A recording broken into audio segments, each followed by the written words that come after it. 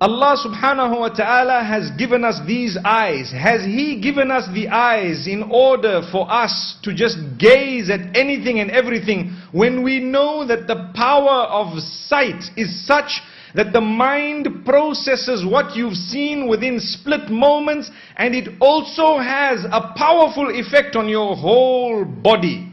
Sometimes you see something, every hair on your body can stand. Do you know that?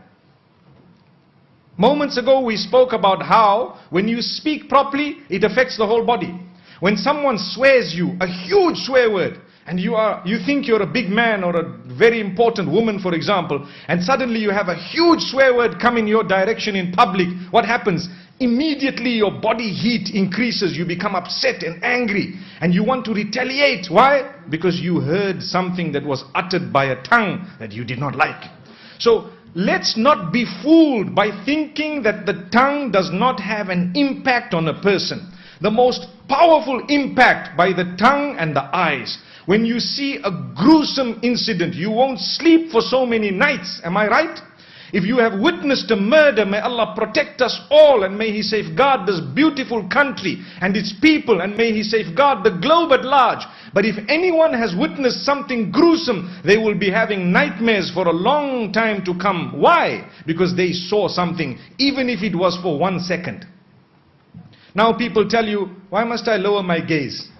Because your eyes are so powerful that within a split second, they process what you've seen and they leave a mark on your hard drive. No matter how much you have formatted it, there is software that will retrieve that encrypted image back again and again. It will either haunt you or it will result in your benefit. Amazing. So a lot of youngsters say, look, mashallah, they're beautiful girls for us to see. So let's just go out and have a nice peep, you know. My brothers, you don't understand science to start with. Forget about science. Islam and the Quran come far above that. The explanation when Allah says just lower your gaze, it's better for you, better for your iman, better for your future, better for your marriage, better for everything else. And we think we can compete with the maker, but we don't realize you just need to have thought for a small moment that my eyes in actual fact play such a big role that within a split second something happens to my body. An image gets encrypted at the back of my brain, and then I cannot sleep sometimes. Either because it was something bad I saw, or something unreachable in a permissible way. Do you know what that means? You see something, oh, mashallah, look at those legs. I'm just giving an example. And after that, you know you can't get it, you won't get it. So now what happens? You start interfering. Next thing, you're in jail. Why? For harassment. Yes. Why were you in jail? You should have just looked down and said, Astaghfirullah. Story over. My jail sentence, 10 years or whatever it was, gone. Why? Because I looked down. It's over, gone. But now you can't sleep. You go back home, you do not appreciate what you have. Why? Your mind has processed something that it thinks is far better in quality, yet you don't know you have something which is far better within your own reach that belongs to you. And you don't want to appreciate it, not because it's bad, but because you did not understand the power of the eyes. That's why. This is why today, and obviously I'm just moving a little bit further, we had an announcement that knocked us out a little bit, but inshallah we've caught up again.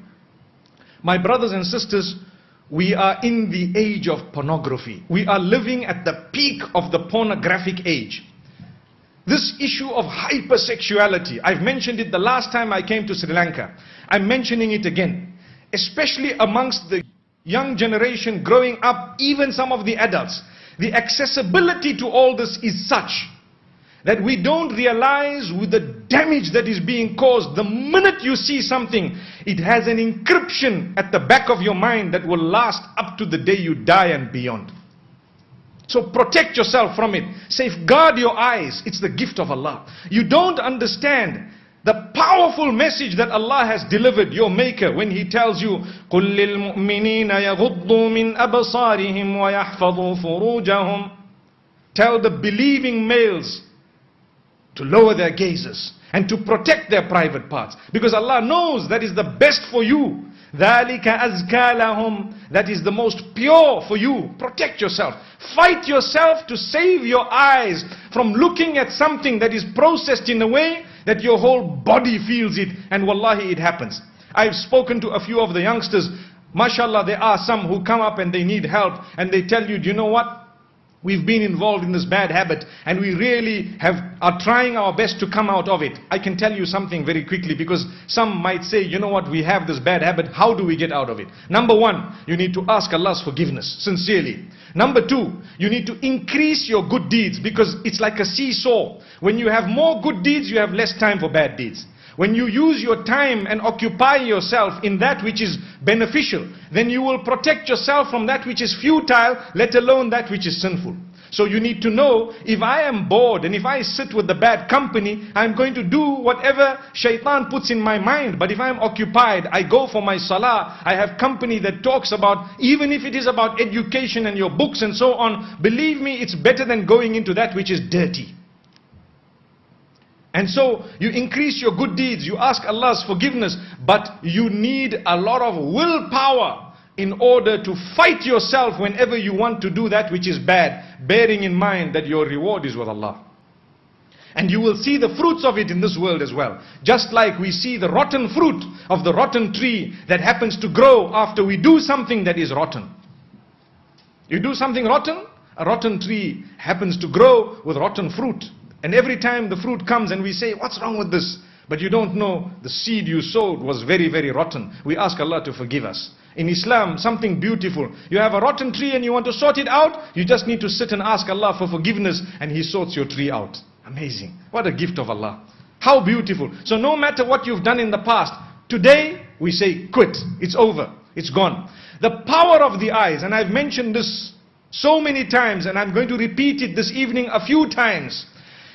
If you were to look at me, your mind will process what I'm saying, my actions, perhaps so much else. And it's processed in a way that it will either last within your system for X amount of time, longer or shorter, depending on how serious you were as well and how perhaps I delivered the message. May Allah subhanahu wa ta'ala make it easy for us to deliver a positive message. And we know this. The same applies if we were to walk out and we were to go to a beauty contest, for example, automatically something happens to you. Do you know, as Muslims, what we believe? You will go out and appreciate that which does not belong to you, that which you are not going to get to. Say, for example, these are non-mahram and I'm watching them parade in front of me in the height of their beauty. Within a split second, your wife back at home has lost value. Lost value. And one might say, no, come on, they have lost value. It's over. Even if it means by 0.5% value lost. Why? Because you are watching something, your eyes have taken it in. The most powerful megapixel ever. You have seen the detail complete more than these mobile phones you have. And you have actually witnessed it. Your mind has processed it such. And you have wished for something that will never get to you until you get to paradise, when you might get something better had you not looked at it that way. Amazing. Amazing. So this is why people try to lie to themselves that there's nothing wrong. Islam says to the woman, cover yourself. Why? Because Islam wants to protect you and all the men of the globe. And now comes the rest of the dunya and they say, it's not important, do as you wish, no problem. People may be free in a lot of the world to do as they wish, to dress as they wish, but they will become enslaved by the problems they will have as a result. That's what we are saying. So we say, freedom, dress as you want, but you will not be free when the problem of that particular dress overtakes you, then you are a slave of it. So now, divorce has increased. Why? Because all these problems are interlinked. We do not appreciate our spouses. We no longer look for marriage material, but we look for that which the eye has processed without the mind. You know, one might argue, no ways, how can my wife lose value when I've seen all these beautiful girls? Well, the reality is, you can say what you want. We can say what we want too. Allahu Akbar. You can say what you want. We can say what we want to. I'm a marriage counselor. Believe me, we have come across hundreds of problems where the men will admit to you, you know what, my wife is no longer attractive. That means you are attracted to external beauty. And if that's the case, do you think you are attractive to your wife? Allahu Akbar. It's a question also. There comes a time when she might look at you and say, no more. Who am I going for? I don't even want to say names, but someone else. May Allah protect us.